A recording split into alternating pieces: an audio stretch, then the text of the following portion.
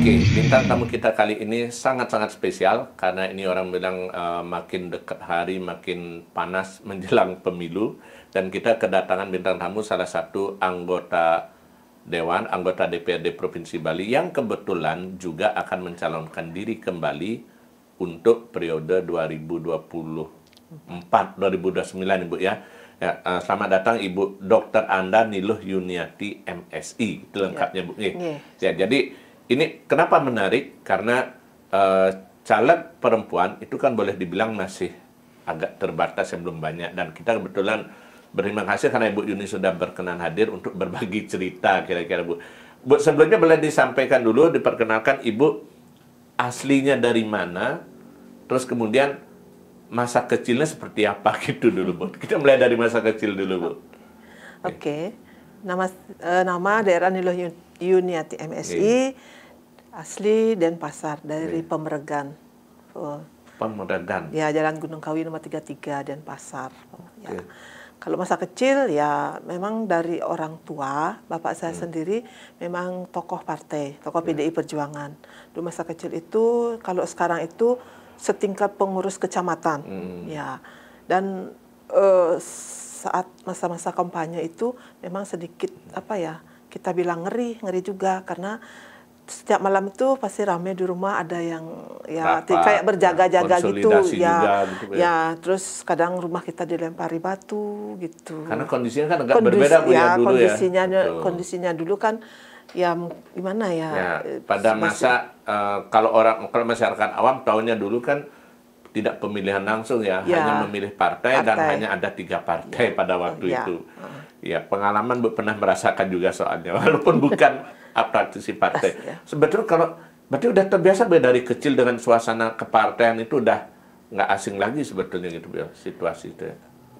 Karena dari aktivitas orang tua mungkin. Kalau gimana ya, kalau suasana kepartaian, cuma kita merasakan karena orang tua kita sebagai pengurus partai mungkin mau tidak mau situasi yang kita hadapi ya seperti itu. Tetapi fokus ke partai memang belum ada terpikirkan sedikit pun kita terjun langsung ke partai. Nggak kebayang deh. Belum, tidak sebenarnya terbayang. Cita-cita Ibu apa dulu dari kecil?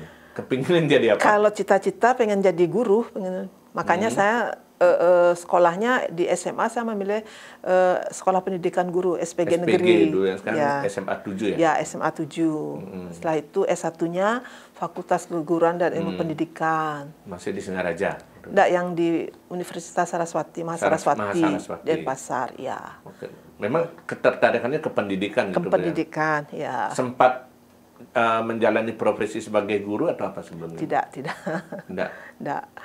Berarti cita-cita jadi guru tapi nggak kesampaian, justru larinya kemana gitu? Jadi apa Bu? Ke wira swasta. Wira swasta. Ya, wira swasta. Itu ya, kan suami kebetulan ada usaha kerajinan jadi perak. Usaha keluarga itu jadinya. Ya, mendukung kegiatan suami, usaha suami seperti itu. Nah, mulai kemudian tertarik untuk akhirnya ke politik itu sejak umur berapa gitu? Kalau yang bercerita masalah, kalau suami kan dulu juga dia tidak fokus ke partai ya. Mungkin dimulai ada kebetulan ada si A yang maju, begitu kebetulan kenal dan mintain tolong untuk bantu, mungkin masih di seputaran ya wilayah Celuk lah, ya sebisanya kita ikut kan begitu. Nah, cuman jadi tim sukses. Ya katakanlah jadi relawan, bukan jangan tim sukses, relawan lah istilahnya. Oke. Relawan lah itu. Nah, kemudian mulai memang katakanlah ada arah-arah ke politik itu sejak Pak Mangku mencalonkan diri sebagai gubernur lewat PDI Perjuangan. Ya, di situ mulai ya. Kebetulan suami ya dimintain tolong juga menjadi relawan ya, dan juga relawannya dia sebenarnya ditempatkan di Denpasar. Nah, cuman karena dia di Celuk kan, tinggal di Celuk, mau tidak mau kita juga membantu untuk mensukseskan di Celuk seperti itu. Nah, akhirnya dari tahun-tahun sebelumnya ya informasi kan dari pengurus partai dari PDI yang ada di Celuk, setiap hasil pemilu itu paling tidak lebih suara PDI itu 150. Nah, setelah suami terjun itu kalau tidak salah di atas 1.500 dia dapat untuk udah langsung Pak Mangku, naik ya. Tapi sebetulnya membuat Ibu tertarik ikut terjun ke politik karena ngeliat kiprah suami atau memang ada sesuatu yang mendorong Ibu rasanya kayaknya nih menantang saya atau gimana gitu? Sebenarnya tidak. Dari hasil itu juga ya katakanlah peningkatan suara partai kan untuk itu kan memang lumayan bagus. Betul. Kan dari sebelum-sebelumnya, tapi kan belum ada ketertarikan juga ke politik seperti itu. Nah, 2009 itu kan mulai ada kuota perempuan, ya betul. Kan dari sana. Awalnya sih suami yang artinya mau dibawa diajak ke politik kan, cuma dia kan lebih senang ya untuk usaha berwira swasta aja.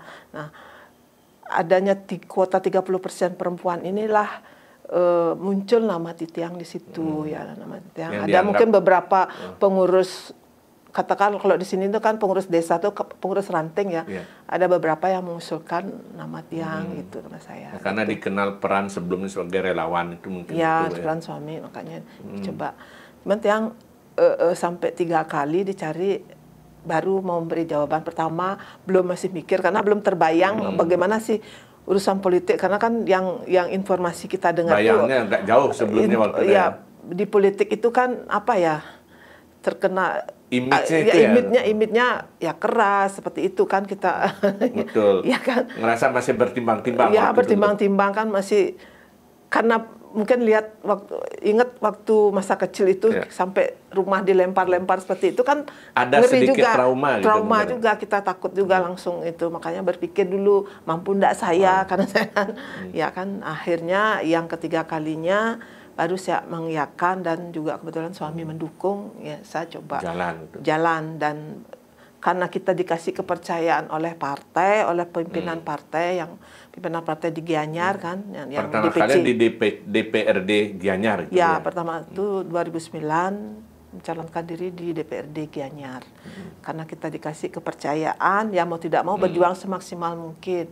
Dan saat itu karena kita awam, betul-betul awam urusan politik, yang mau tidak mau katakanlah kita minta pertimbangan atau ada konsultan yang membimbing kita bagaimana kita meminit isu, bagaimana kita berguru dulu berguru ya kan, bagaimana kita turun ke masyarakat, yang kita bisa memasukkan alibi ke masyarakat, oh bahwa saya ini layak loh untuk dipilih. Kan kita harus banyak belajar. Kalau boleh tahu siapa gurunya, Bu? Disebutkan. Ya, guru-gurunya yang itulah yang tokoh-tokoh senior ya, tokoh-tokoh senior ya yang ikut menjadi tim relawannya Pak Mangku juga. Itu kalau boleh tahu, Bu, awalnya akhirnya ternyata ikut maju dan terpilih jadi anggota dewan. Kengken asal Bu dari anggota dewan tuh, Bu. Kalau orang lihat kan ya terlepas dari cerita yang mungkin yang lucu-lucu soal anggota dewan, tapi kan orang bilang nggak gampang, dan itu ada orang terhormat gitu, Bu. Orang yang mendapat amanah dari rakyat kan seperti itu. Perasaannya gimana, Bu, begitu masuk gedung DPRD dan Ibu ada di sana? Ya memang ini sebuah kejutan ya Pak ya untuk saya pribadi.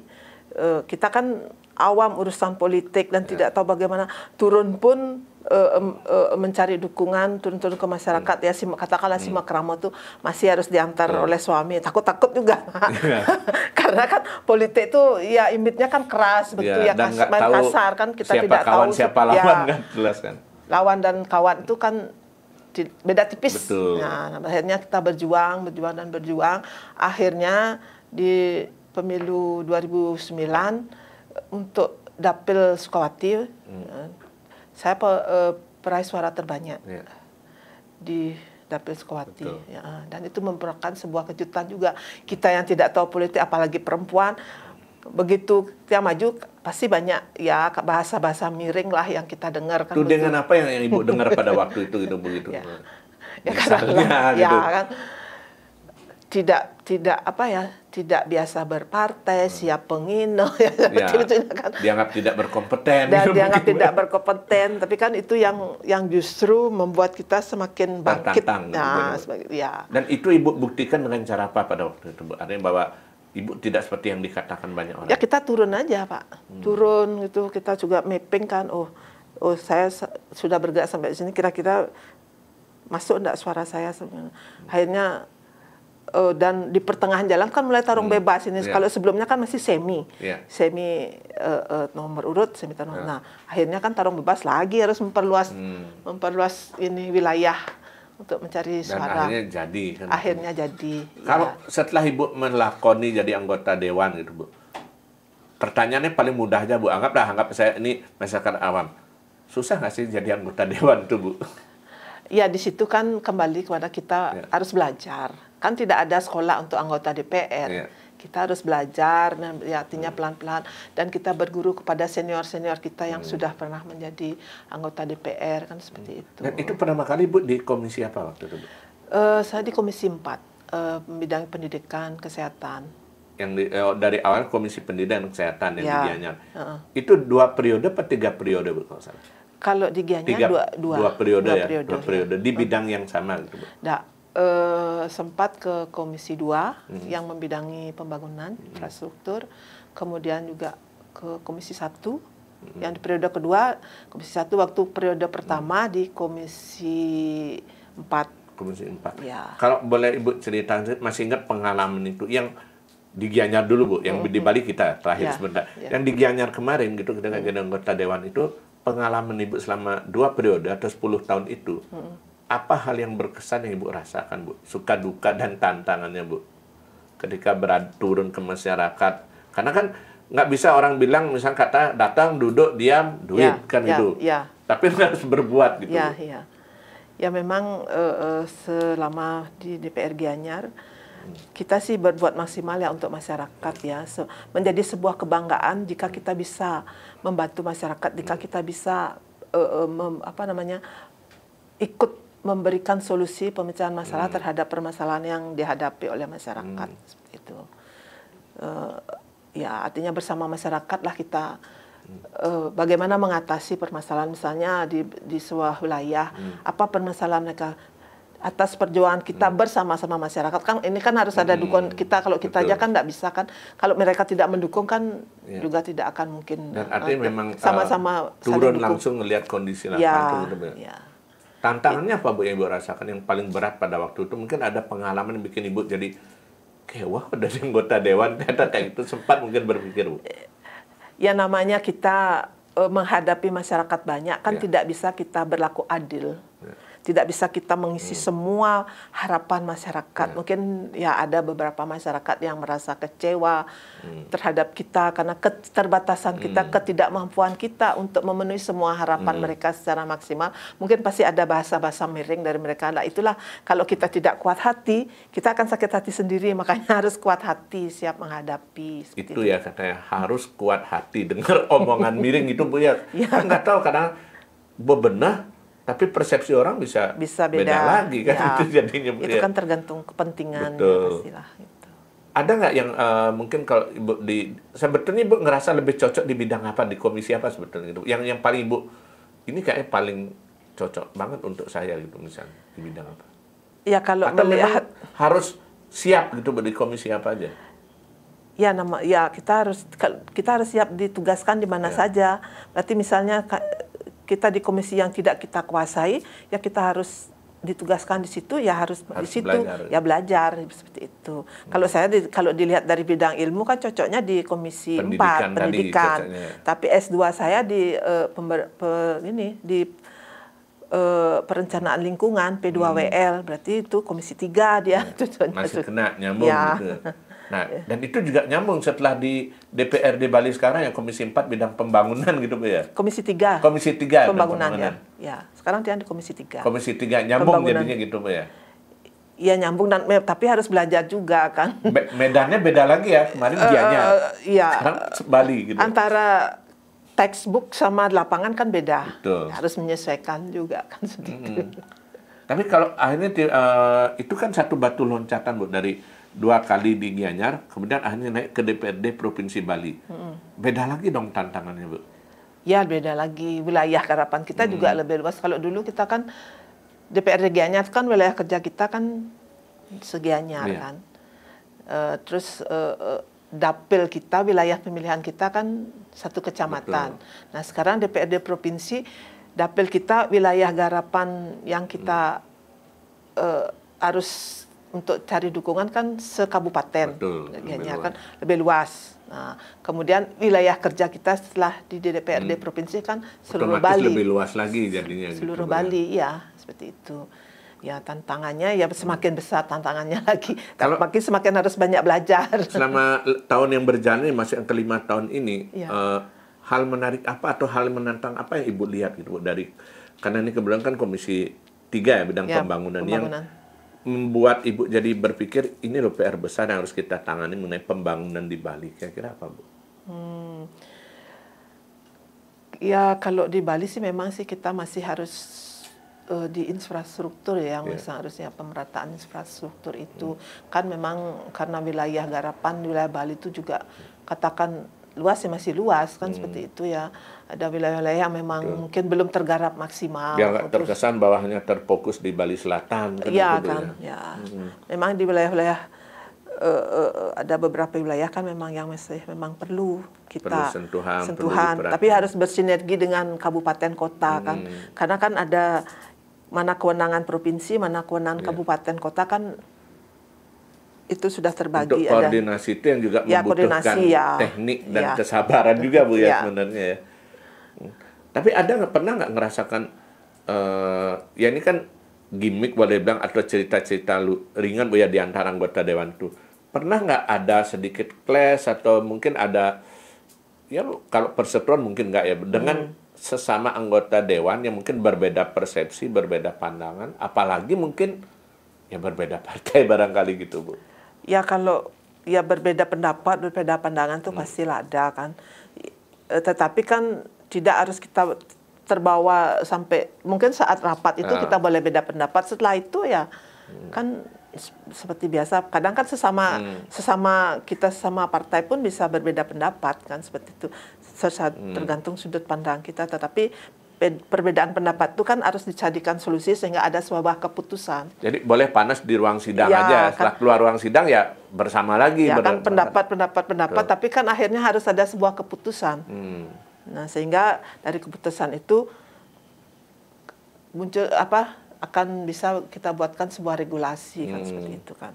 Yang paling menantang yang Ibu pernah rasakan selama 5 tahun ini, artinya pekerjaan atau regulasi apa gitu, Bu, yang pernah Ibu dan kawan-kawan hasilkan gitu, Bu, selama ini mungkin? Ya kan banyak sih perda-perda peraturan gubernur yang sudah kita hasilkan, banyak sekali. Dan juga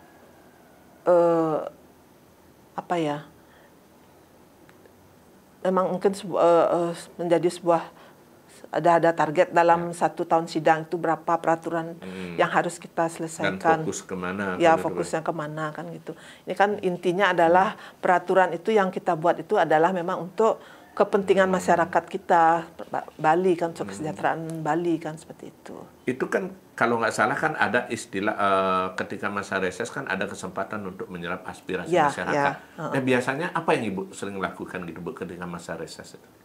Ya masa reses itu kan memang tugas kita selaku anggota DPR untuk turun ke daerah pemilihan kita untuk menyerap aspirasi masyarakat. Nah dari aspirasi itu menjadi sebuah pokok pikiran. Pokok-pokok pikiran itulah akan terakomodir, misalnya dari hasil kita turun reses itu apa, misalnya itu urusan infrastruktur, mungkin jalan yang banyak yang rusak di daerah-daerah terpencil, masih banyak jalan-jalan yang harus kita perbaiki kan itu. Nah setelah dari hasil itu kan kembali berarti kita kan rangkum itu, kemudian dibawa ke ini rapat ya, ke rapat. Habis itu kan setelah kita bawa ke rapat kan ada sebuah keputusan, mana ada yang skala prioritas 1, prioritas 2 dan sebagainya. Kemudian kita juga harus menghitung anggaran yang ada. Kan berarti kan dari usulan jika kita ingin mengatasi misalnya urusan infrastruktur untuk jalan kan mau tidak mau kan kita harus mempersiapkan anggaran juga kan sehingga kita bisa mengatasi. Itu yang mungkin perlu diketahui masyarakat banyak Bu ya, bahwa bukan berarti begitu mereka baru bersuara sengrunguang. Ya, karena kan ada proses, tahapannya harus itu, ada Bu, ya. Kita begitu ada masukan akan masuk ke usulan. Ini kan APBD itu kan kita bahas per tahun, bukan per hari, per bulan. Bukan. Dan nggak bisa kayak di rumah ya, Bu minta ini, dapat. Nggak bisa kayak itu kan Bu ya. Okay. APBD itu kan setahun 2 kali yang namanya APBD Indo, perubahan gitu.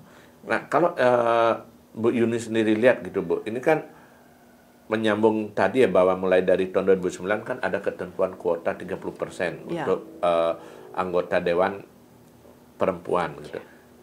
Selama ini gitu Bu, itu sudah terpenuhi nggak gitu Bu? Atau mungkin masih dalam arti kata masih dalam tanda kutip, mohon maaf ya, masih maksain biar genap aja 30%. Karena mungkin banyak yang belum berminat atau gimana gitu Bu? Untuk kuota 30% perempuan, kalau dalam pencalonan kan memang menjadi sebuah persyaratan, kewajiban itu, dan itu harus terpenuhi. Tetapi untuk jadinya lolosnya kan masih harus pilihan, ya? Harus bertempur dengan bapak-bapaknya. Tidak serta-merta kita begitu 30% perempuan di pencalonan, tidak serta-merta kita akan jadi kan tetap harus berjuang, bertempur, ya mencari dukungan sebanyak-banyaknya, bersaing dengan bapak-bapak juga gitu. Tapi itu masih artinya gini Bu, memperjelas lagi yang tadi, minat gitu Bu, boleh dibilang kader-kader partai yang dari perempuan yang untuk terlibat langsung pencalonan itu seperti apa gitu Bu? Udah mulai meningkat atau masih ya kalau mungkin apakah malu-malu atau orang berpikir aduh ngaligai gitu. Kalau yang setahu Tiang sudah sih mulai ada peningkatan. Mungkin kalau saat awal-awal Tiang di 2009 masih agak susah memang mencari kader perempuan. Nah, sekarang ini kan makanya ini harus ada pengkaderan juga ya kan. Sehingga begitu saat pencalonan kita tidak bingung nyari calon, nggak repot lagi harus ngejuk gitu, udah ada makanya gitu, dari kepengurusan pun harus ada perempuan. Dimulai dari sana berarti Bu, ya dari struktur dari kepengurusan Banjar yang disebut anak ranting, pengurusan desa ranting, pengurusan kecamatan, harus ada perempuan. Mulai dikondisikan. Ya, mulai dikondisikan. Dan kan artinya pengkaderan sudah dari awal, sejak awal kita sudah siapkan seperti itu. Kira-kira apa Bu penyebabnya kenapa walaupun sudah ada peningkatan tapi masih cukup banyak itu boleh bilang kaum perempuan itu yang kurang tertarik untuk bergerak di politik itu, kira-kira alasannya kenapa Bu? Kalau yang pernah Ibu tahu atau dengar dari teman-teman mungkin. Ya satu mungkin urusan intern keluarga ya, itu sangat besar pengaruhnya adalah dukungan keluarga. Kalau suami tidak setuju kan tidak bisa, ya kan? Itu yang paling pertama Bu. Karena perempuan itu harus mempertimbangkan persetujuan suami, anak-anak juga setuju. Itu pertimbangan. Kalau bapak-bapaknya mungkin masih bisa lah, istrinya tidak setuju, lempeng aja. Kalau perempuan kan masih agak sulit gitu. Ya masih bertimbang lah, banyak pertimbangan. Ya keluarga, suami dan anak, mungkin juga keluarga keluarga besar kita juga perlu kita mintakan masukan kan begitu ya. Kalau untuk juga kita kalau khusus Bali ya, saya bicara di Bali itu kan masih juga adat dan budaya kita ini yang masih belum bisa kita maksimal kita bergerak selaku perempuan kan seperti itu. Ya, dengan beberapa keterbatasan juga kan. Ya namanya perempuan di Bali itu kan masih ngurusin perjama tilam kajang keluar masih menjadi pertimbangan udahan. Tapi itu kembali kepada pribadi sendiri, mampu tidak kita mengatur waktu gitu lah. Dan Ibu udah membuktikan 15 tahun bisa juga kan itu Bu ya. Harus bisa mengatur waktu. Bagaimana kita pekerjaan rumah tangga ya harus selesai, pekerjaan kita, tugas kita di DPR juga harus jalan gitu. Memanage waktulah kita seperti itu. Kalau ini kita mungkin nggak 100% betul Bu ya, tapi kan masih ada image atau orang kadang anggota dewan kan agak skeptis kadang-kadang Bu. Dan melihatnya apalagi ketika dengar misalnya berita-berita entah di nasional atau apa, anggota dewan gayanya masih bertengkar di saat sidang, tidur, terus kemudian yang absen, dengan banyak berita-berita minor gitu, Bu. Nah, kalau Ibu sendiri lihat sebetulnya kondisi dewan itu seperti apa, Bu? Kalau boleh dibuka dikit, Bu. Mungkin berbeda ya barangkali di Provinsi Bali, beda juga gitu, Bu. Dengan berita-berita miring itu seperti apa gitu, Bu, mungkin?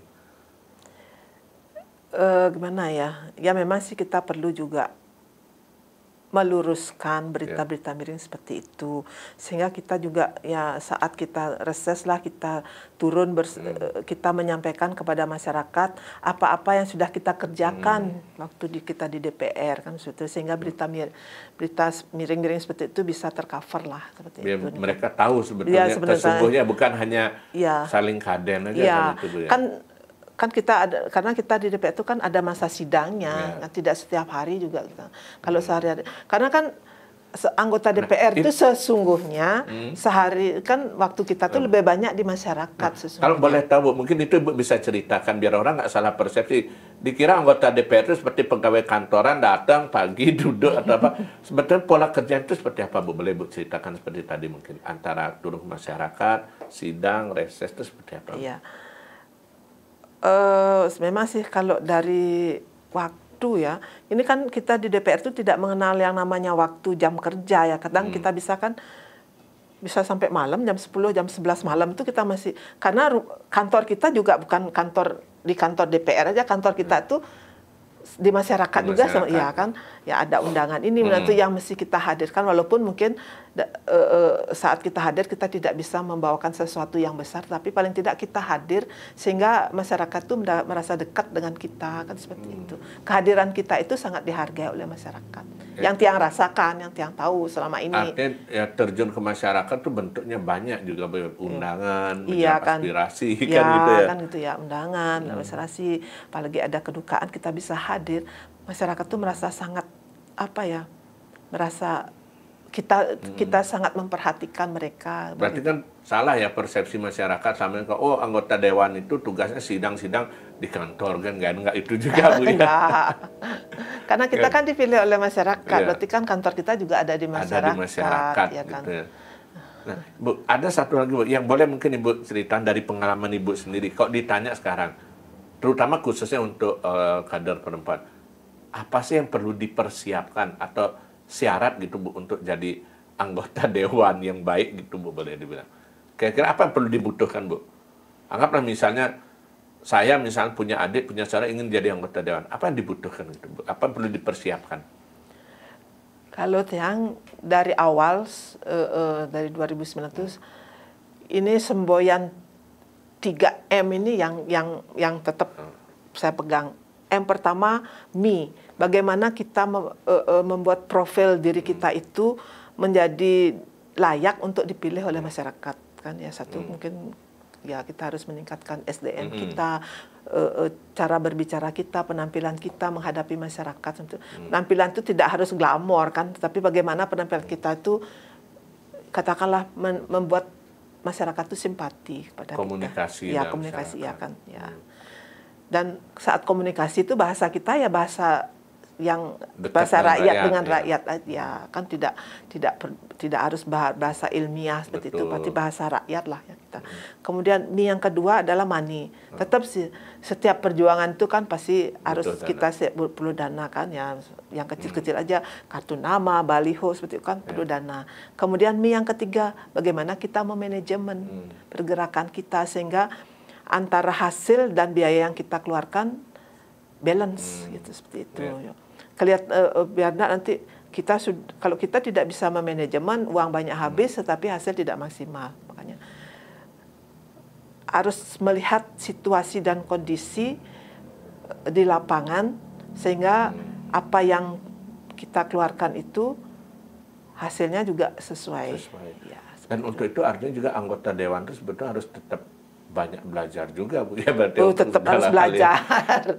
Karena situasi kondisi di lapangan akan setiap saat berubah kan. Ya seperti Ibu bilang tadi, nggak bisa textbook pindah belajar di buku kini, belum tentu begitu kan, Bu, ya, jadinya ya. Gitu. Apalagi urusan lingkungan itu kan kembali kepada apa ya? Ya kalau tidak ada, misalnya ada bencana kan berarti struktur lingkungan itu akan berubah. Jadi, oke. Nah, satu lagi Bu yang tadi, barangkali Ibu ada pesan, bukan pesan sih, apa lebih tepat, mungkin Ibu ada saran atau mungkin ada yang ingin Ibu sampaikan kepada khususnya kaum perempuan yang ingin menjadi anggota dewan, itu tipsnya apa kira-kira Bu? Tipsnya atau pesan yang ingin Ibu sampaikan? Ini kan mulai, kayak Ibu bilang tadi, mulai banyak yang tertarik sekarang mulai jadi kader-kader yang berkontestasi di pemilu nanti gitu Bu. Kalau boleh berbagi kira-kira dari pengalaman Ibu. Ya dari pengalaman sih yang selama ini yang lakoni kan begitu, dari awal perjuangan kita sampai kita bisa duduk sebagai anggota DPR itu kan ada beberapa hal yang perlu kita perhatikan. Satu itu ya yang tetap berpegang kepada pedoman ini 3M ini kan ya. Kemudian di hari H, hari pemungutan suara itu kita harus betul-betul menjaga menjaga suara kita. Makanya kita harus apa ya, katakanlah perlu strategi juga. Perlu strategi juga, dan harus banyak tim kita yang membantu kita untuk mengamankan suara. Kita juga perlu bersinergi dengan kepolisian, kan pasti mereka itu kan pasti punya data. Setiap TPS punya data. Dari data kita, mungkin kita perlu bersinergi, kita cocokkan balance seperti itu. Artinya pengamanan suara di hari H itu sangat penting. Karena di situ kalau kita tidak punya tim yang kuat untuk mengamankan suara, di situ rawan akan terjadi pergeseran suara. Kemudian yang ketiga, mungkin setelah kita duduk ya kita harus banyak belajar, harus banyak mendengar, banyak melihat situasi dan kondisi di lapangan, mendengarkan aspirasi masyarakat, bersama-sama masyarakat kita mencarikan solusi sehingga apa permasalahan yang ada di masyarakat kita bisa ikut membantu mereka mengatasi permasalahan itu, walaupun tanpa masyarakat kita bukanlah apa-apa gitu. Artinya masyarakatlah, karena masyarakatlah kita menjadi apa-apa. Setelah kita menjadi apa-apa, kita harus bisa memberikan apa-apa kepada masyarakat. Artinya biar paling tidaklah kita membantu mereka mengatasi permasalahan. Artinya menjadi wakil rakyat yang memang ada manfaatnya gitu. Bukan hanya sekedar nama aja kan gitu ya. Ya, sehingga kehadiran kita sebagai wakil rakyat memberikan sebuah manfaat bagi masyarakat, dan masyarakat yang memilih kita tidak merasa kecewa. Dan itu akhirnya akan tetap dikenang, diingat yang positif pastinya kan gitu ya. Terima kasih banyak Ibu Yuni sudah hadir di Oke Made. Nanti kita doakan mudah-mudahan lancar proses berikutnya dan akan semakin banyak nanti serikandi-serikandi ya istilahnya yang muncul dan memberi manfaat yang positif bagi masyarakat. Sekali lagi terima kasih pada Ibu Yuni. Nanti kita ketemu lagi mungkin pada kesempatan berikutnya dengan obrolan yang lebih menarik lagi. Demikian tadi obrolan kita dengan salah satu caleg perempuan yang akan berkontestasi di pemilu nanti. Dan kita tunggu lagi nanti gerangan cerita-cerita menarik dari narasumber yang lainnya. Tetap jangan lupa salam cangkir kopi hangat.